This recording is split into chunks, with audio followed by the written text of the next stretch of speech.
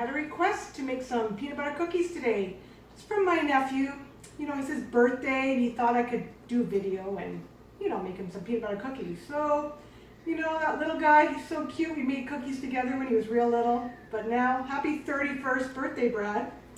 So we're going to take our margarine or butter and 3/4 of a cup. I like to melt it in the microwave a little bit or just leave it at room temperature so it's nice and soft. It helps with creaming your butters and sugars together. Also, you'll want to have 3/4 of a cup of peanut butter. You can use smooth peanut butter or crunchy peanut butter, whatever you prefer, doesn't matter. They're both really good in here. And we are going to add 3/4 of a cup of white sugar and 3/4 of a cup of brown sugar. If you have a mixer, then you'll want to put in your beater. This Kenwood mixer has a K beater because it's got a nice K in there for Kenwood. Other mixers have the similar type of paddle. You'll want to now cream just on low, get your butter and your sugar creaming together, and I'll show you what that looks like in just a minute. You'll see that the butters and sugars have creamed together nice. And we are going to now add in an egg and some baking soda, half a teaspoon of baking soda and half a teaspoon of salt. And we're going to have some vanilla extract. A little fun fact, something I learned many years ago, that you have to test your own at home, but most of the caps of vanilla or any of your different extracts, they will measure 1 teaspoon. So my vanilla extract from Mexico measures a teaspoon. This Watkins almond extract, it measures a teaspoon. These little bottles, they measure a teaspoon. Check it out. You might be surprised. Most of them measure a teaspoon. So that way you're not having to get your 1 teaspoon wet and then realize, oh, now I've got to put my salt in, and then your salt or your baking soda sticks to the spoon. It's just a fun little fact. I've added the vanilla extract, and now we have a cup of chocolate chips. A little generous of a cup. What's peanut butter without chocolate, really? You've got to have that chocolate in there. And 1 3/4 of a cup of flour. And you'll want to mix this all together until the bottom of your bowl comes clean. So I'm just going to turn my mixer up a little bit, and you'll see the dough coming together. And you'll want to mix.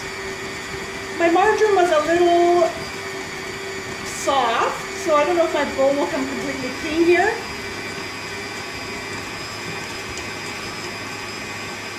But you want to just make sure it's nice and mixed. Actually, this peanut butter cookie recipe, the dough is a little bit softer, which is really nice.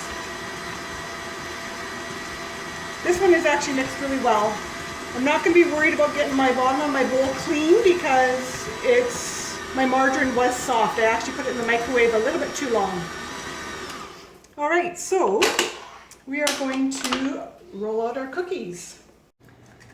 All right, you can roll your cookies by hand if you like, but I have this wonderful cookie scoop. This one measures 1 5/8 in diameter. You can buy a lot of these cookie scoops or different size scoops for meatballs and all sorts of things on Amazon, eBay, or Lee Valley. I've seen them there. Wonderful tool, so all your cookies will end up being the same size. And you just scoop it up, scrape it along the side of your pan, put it on your cookie sheet. And with peanut butter cookies, you have to do your trademark crisscross pattern in the top with your fork. I don't know what it is about peanut butter cookies, but they seem to always have this crisscross pattern in the top. We're going to bake this in the oven, 375 degrees. I'll let you know how long I actually put them in for. It's usually between 12 and 15 minutes. I'll show you what they look like. It's going to depend on your oven temperature, like how hot your oven actually is, because we want them to be golden or a little bit darkish around the edges, so you have that nice little crunch. So we'll put these in the oven and I'll show you what they look like. It's been 12 minutes. We're going to take a quick peek at cookies. So they're looking good. I am going to need a couple more minutes. I want them to be a little bit darker around the edges. And my one's on the bottom. And if you don't have a convection oven, feel free to flip them around. I do have a convection, but I still find I like to flip my wraps toward the end. I'm going to put this in for 2 more minutes and take another look. So you can see the edges are starting to get a little darker, and that's when they're perfect to take out.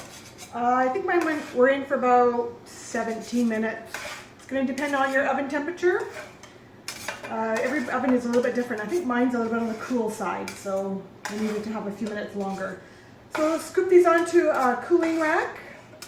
I just have this is an old refrigerator shelf. Back in the day when they made shelves in your refrigerator out of this rather than the glass. Works great for a big batch of cookies.